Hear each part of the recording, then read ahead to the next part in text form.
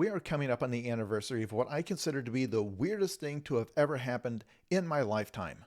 It was in August of 2014 when Gamergate happened, and if you have not heard of Gamergate, one, I wish I could trade lives with you, but two, it's actually extremely important because I do not think that Donald Trump gets elected in 2016 without Gamergate. I think all of world history pivoted on this, and it all started with something that seemed like nothing at all.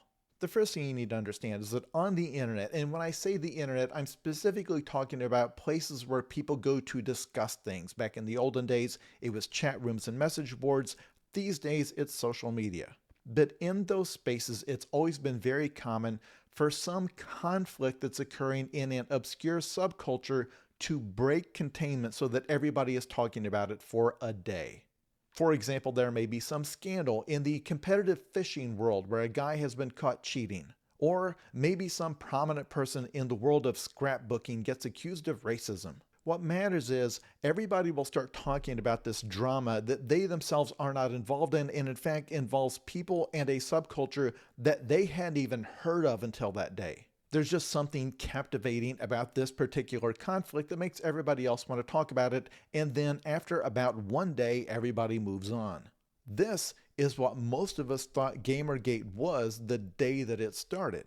Because it all began with a guy making a blog post about his relationship and his breakup, and the guy was not famous, and the person he had had the relationship with also was not famous. They were known within that subculture, but they didn't have millions of followers on social media or anything like that. And in this very long post, this person would chronicle every single thing he thought this person had done wrong, including accusations that they had cheated on him with a guy who writes for a video game website who also was not famous. I cannot emphasize enough that all of the millions, the tens of millions of people who would be bitterly arguing about this over the ensuing months and years, that not 1 in 10,000 had ever heard of any of these people prior to Gamergate. So for me, I was working as an editor at Cracked at the time, and I saw people on Twitter linking to this blog post making fun of it. Like, look at this nerd drama. These are all a bunch of college kids, and this guy's had his heart broken, and he's acting like it's the end of the world. Within days, people would start talking about this exactly the way they talk about, like, Trump and the Epstein list. We were getting inundated with messages at Cracked saying, "Why aren't you covering this?" And we were mystified because it's like, covering what? Like, that's not a beat we cover. We covered video games, but we certainly don't cover relationship drama between journalists and developers or anything like that. I mean, does anybody cover that beat? Why would anybody care? So I sat back and watched as this absolutely caught fire. Within a couple of weeks, you had celebrities posting about it. You had politicians posting about it. The term Gamergate, as far as we can tell, was coined by actor Adam Baldwin. He started a hashtag Gamergate, like it was Watergate, but for games. But the difference being that Watergate involved a sitting president of the United States, and this involved just a bunch of random people.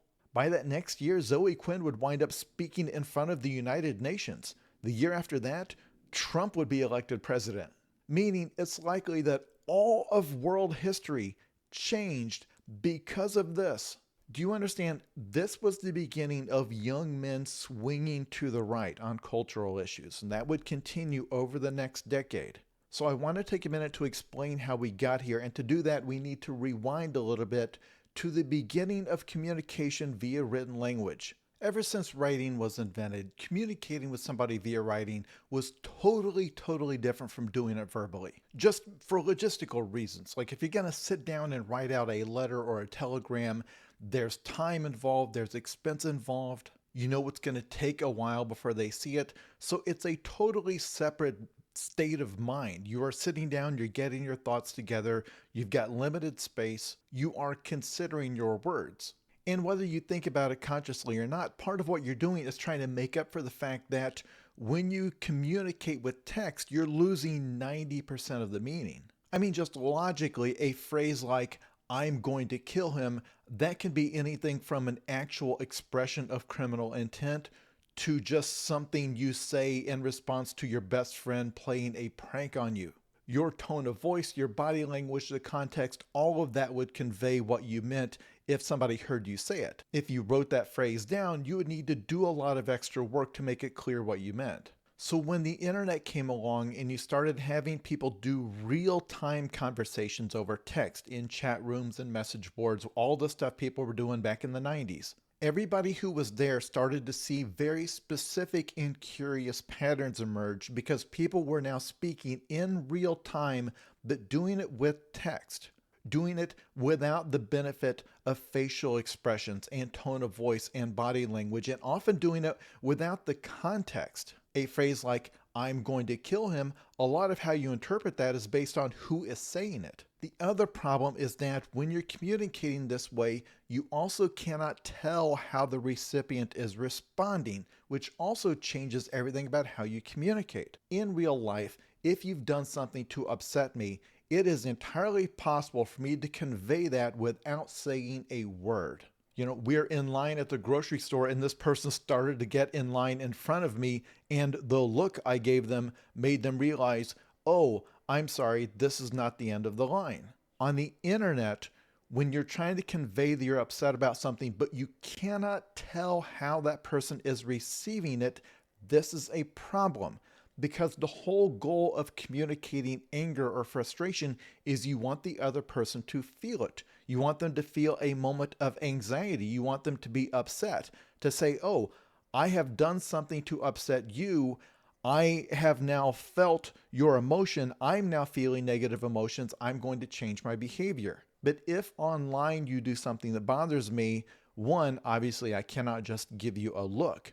I have to type up what you did wrong, and then I have to sit there and imagine in my mind how you received that. And if you reply with a one-word sorry, I don't know if you meant that sarcastically, or if you are being genuine, or if it was just a perfunctory apology. So what you started to see people do, those of us who were using these chat rooms and message boards decades ago, is people would exaggerate their language in order to make sure that they had the effect that they intended.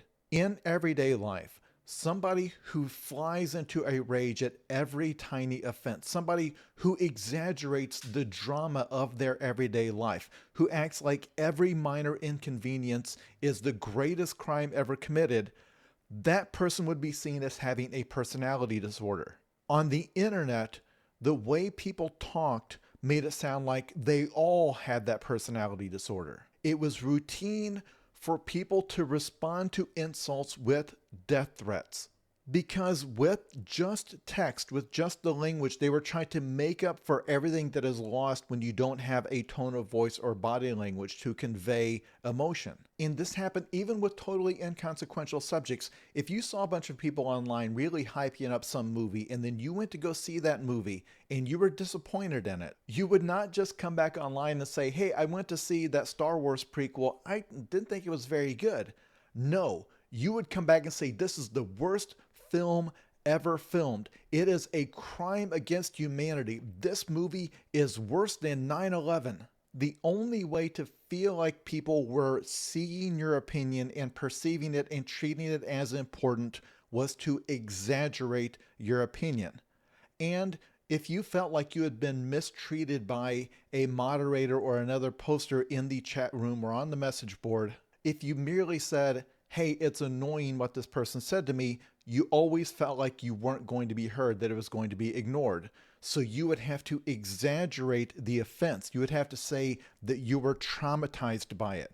And this just became the tone of the early internet. Wherever people were discussing things, you would find them discussing those things in grand, overwrought language. If you go back and look at the early YouTubers from 2006, 2007, you would see channels named things like the Angry Video Game Nerd or the Angry Joe Show. There are all of these angry critics. Well, that's where that came from. This whole idea among early nerd internet adopters that we were just over the top angry about everything. That it's not just enough to say that this video game was disappointing. We had to say it was a crime. So I got my start in the comedy scene that sprang up in the wake of this. The late 90s, early 2000s blogging scene, this was just the tone of comedy at the time. It was also the tone of sites like Gawker. It was just being over the top outraged about every little thing. And I felt like at the time, the people reading that understood that this is an affectation, that we have adopted this from the early internet. But when the internet pivoted away from being purely a text-based medium to being largely a video and podcast medium, that same tone carried over. The same idea that my voice won't be heard unless I express an extreme opinion, or I express my opinion in an extreme way, using extreme language. So when people started talking about politics online, they did the exact same thing. Now, this era would have been during the George W. Bush years and then also post 9/11. And you saw a lot of stuff on these message boards where basically if you criticized Bush in any way, that meant you were a literal terrorist sympathizer and thus a terrorist yourself.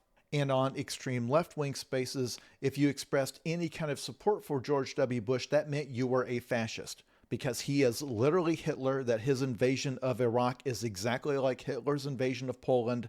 Therefore, unless you declare that he is Hitler, that means that you are a Nazi, because you are denying that he is Hitler. So it really was two factions accusing each other of being terrorist or Hitler.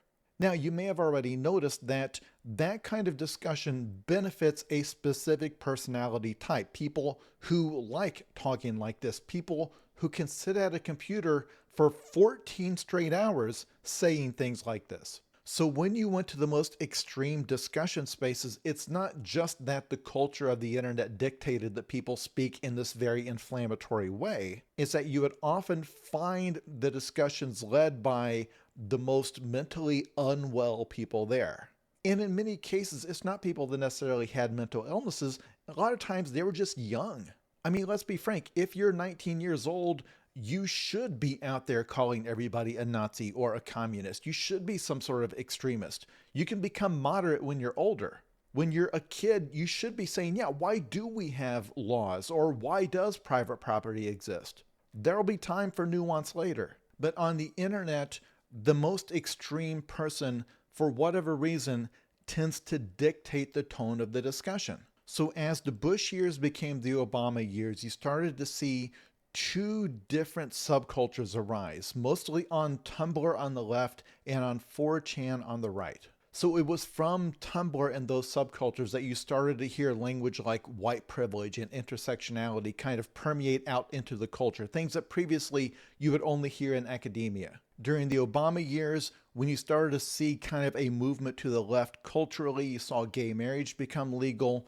A lot of that language started to become the language of journalism and entertainment in general. So during this time, and this would have been right around when I started at Cracked in 2007, the right-wing version of those subcultures were thriving, but they weren't mainstream. So these are places like the politics board on 4chan, and there you would start to see terminology like cultural Marxism and the Great Replacement theory. So while the left version of a lot of this was starting to make its way into the mainstream, the right-wing version was mostly out of sight, and I definitely was largely unaware of it. But the thing that was actually going on was largely among young men who played video games, because around this time, there's a movement among feminists who became prominent on YouTube and elsewhere doing feminist critiques of gaming, talking about how few games were aimed at women or that even had women in mind, how few games had anyone in mind other than young white men.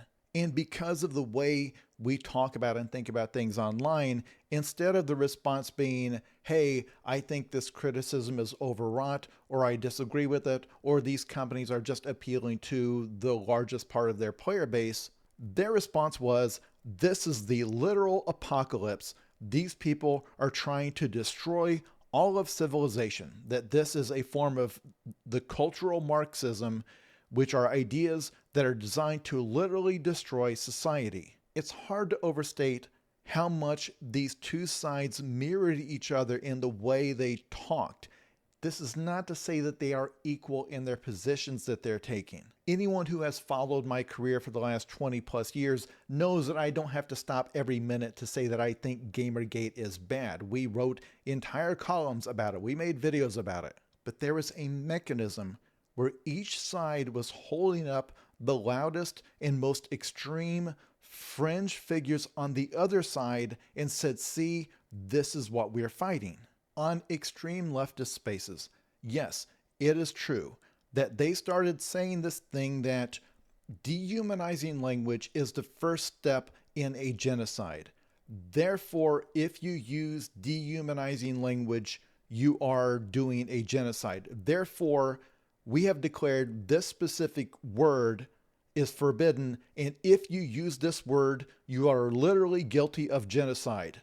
Using a word we don't like is exactly the same as killing 100 million people. Of course, it's ridiculous. Of course, no one in the country at large actually thinks this is true.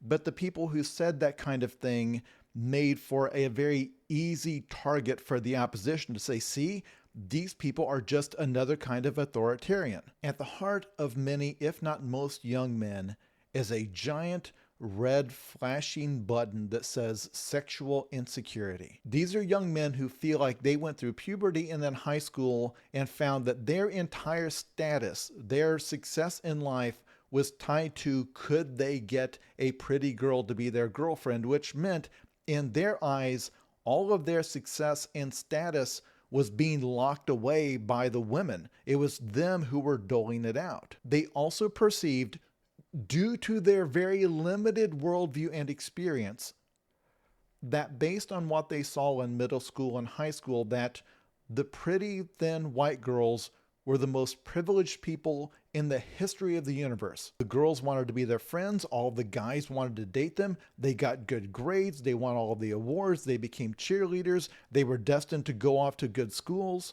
The joke that I've seen made on these message boards among these guys over and over again is that girls are not just living life on easy mode, they're playing on God mode. That's the mode in a game where you don't even take damage. Like, it's not even a game anymore. You're just walking through it. So their perception, again, because of the limited worldview they had and the limited experience they had, was that these same girls who had been mean to them and made fun of them in high school were now lecturing them on their own privilege and were acting like they were the most oppressed people on the planet because they would take to Tumblr and use this overwrought language and talk about how just being a woman is a form of slavery.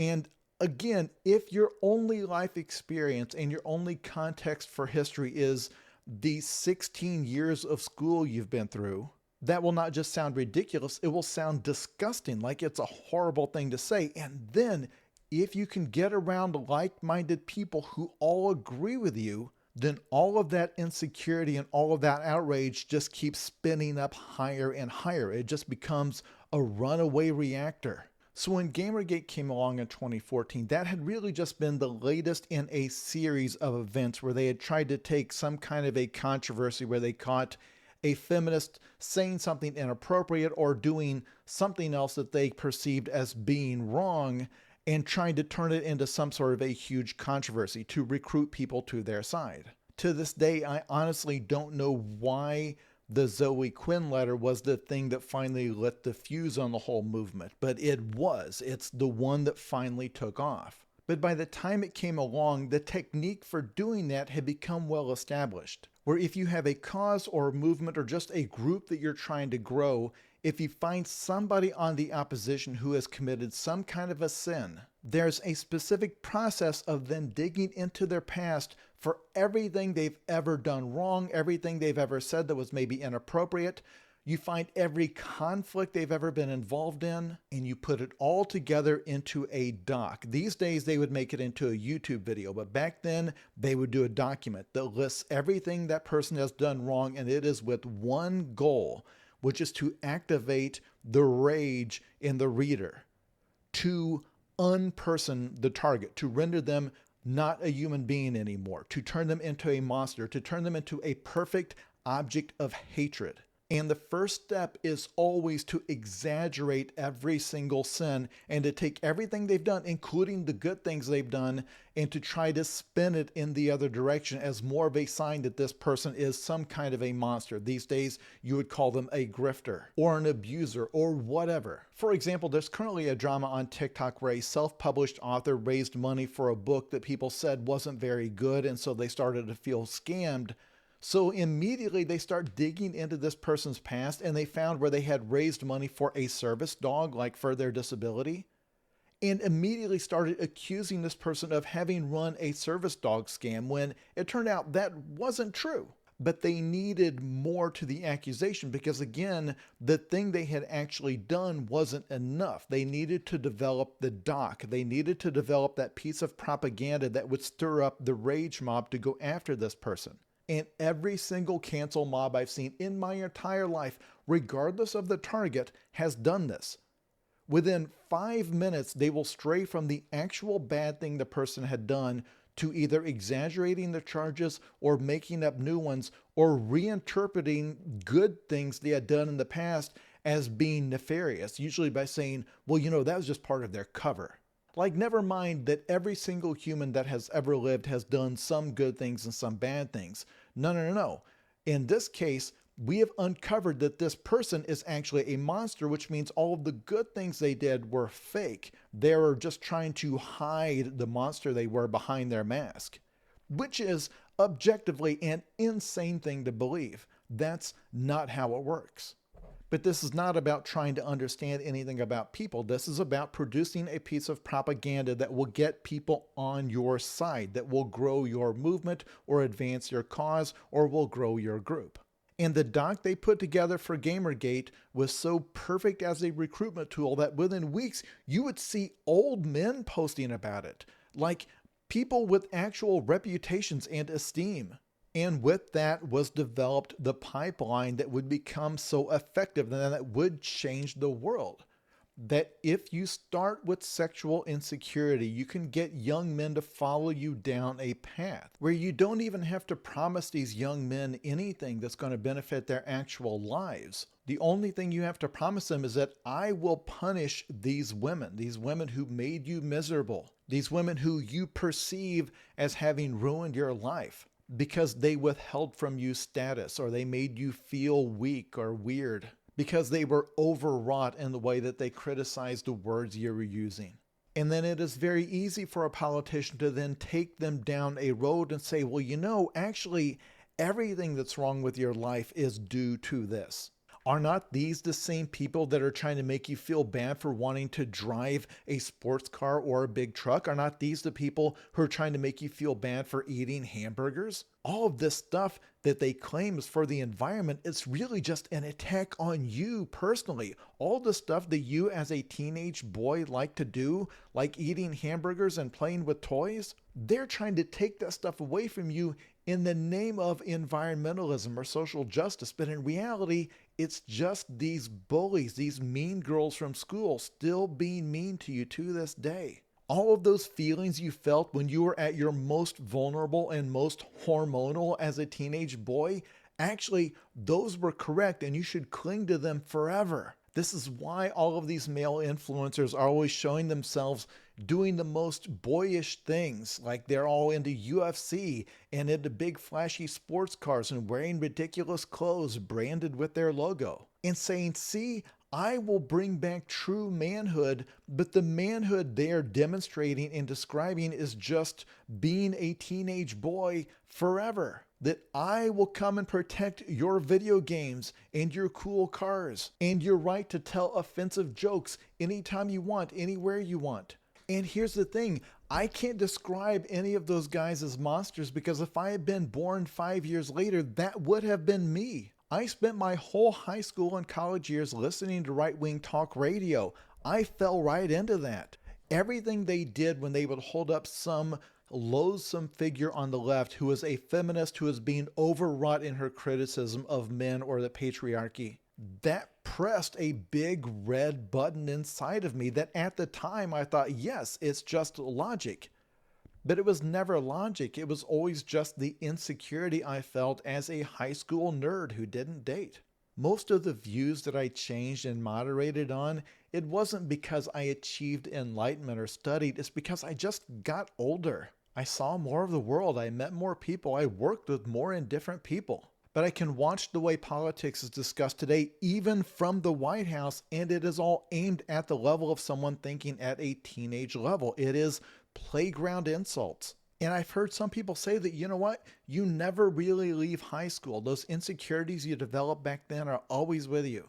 That all your life you'll see advertisers doing this, basically appealing to you on that level, saying, don't you want to buy our product so that everybody will think you're one of the cool kids? Do you really want to be left out and have people laughing at you behind your back? That you should adopt these political opinions, otherwise none of the cool people will want to be friends with you? But if you're a grown-up, the thing you have to do is recognize that as a manipulation tactic, that if you were trying to appeal to the insecurities that I had when I was 14 years old, then it probably means that your message would not hold up if I was using the adult part of my brain.